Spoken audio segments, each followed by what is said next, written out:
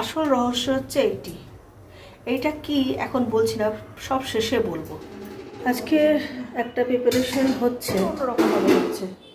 তো সেটার জন্য যেগুলো যে কাজু, কিশমিশ, গরম মশলা, গোটা তেজপাতা, চাল তো আগেই ধুয়ে হলুদ মাখিয়ে রেখে দেওয়া হয়েছে, একটু ঘি মাখিয়ে রেখে দেওয়া হয়েছে।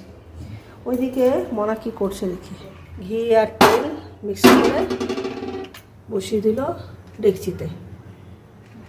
আসল রহস্য হচ্ছে এইটা কি এখন বলছি না, সব শেষে বলবো। তেল গরম হলে দেওয়া হচ্ছে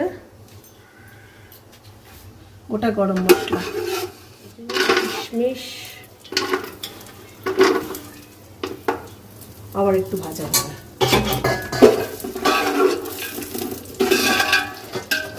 এবারে করছি চালটা, গোবিন্দভোগ চাল,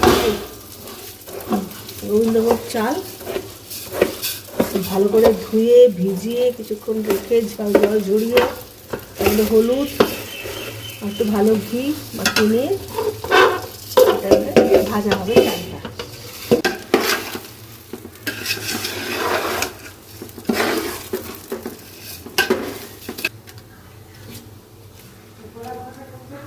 তেজপাতা ভাজা হয়ে গেছে, চালটা হাত দিয়ে দেখা যাচ্ছে যে ভেঙে যাচ্ছে, ভাজা হয়ে গেছে। এইবার এখানে যেহেতু 1.5 কেজি চাল আছে, 3 লিটার জল দিয়ে দেওয়া হলো। এবার একটা মনা স্পেশাল এবার দেওয়া হবে নুন। এইবার দেওয়া হচ্ছে আসল হিরোদেরকে, জলের মধ্যে দেওয়া হচ্ছে। কি আছে, জল ফুটছে। এবার একে ঢাকা দিয়ে এখন ফুটতে দেওয়া হবে, তৈরি হোক।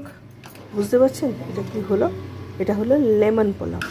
এগুলো হচ্ছে লেবু, গন্ধরাজ লেবুর পাতা, সেই দিয়ে তৈরি হলো লেমন পোলাও। এবারে চিনিটাও ছড়িয়ে দেওয়া হলো একটুখানি, চিনিটা গলে যাবে আর লেমন পোলাও রেডি হয়ে গেল।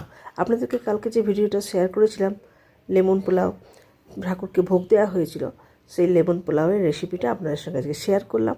আমার এই ভিডিওটা আপনাদের কেমন লাগলো, আর রেসিপিটা আপনাদের কেমন লাগলো অবশ্যই কমেন্টস করে জানাবেন। সকলে ভালো থাকুন, সুস্থ থাকুন, আর পরবর্তীতে চোখ রাখুন আর দেখতে থাকুন আমার অন্যান্য ব্লগগুলো। চলুন এইখানে ভিডিওটা রাখছি, বাই বাই।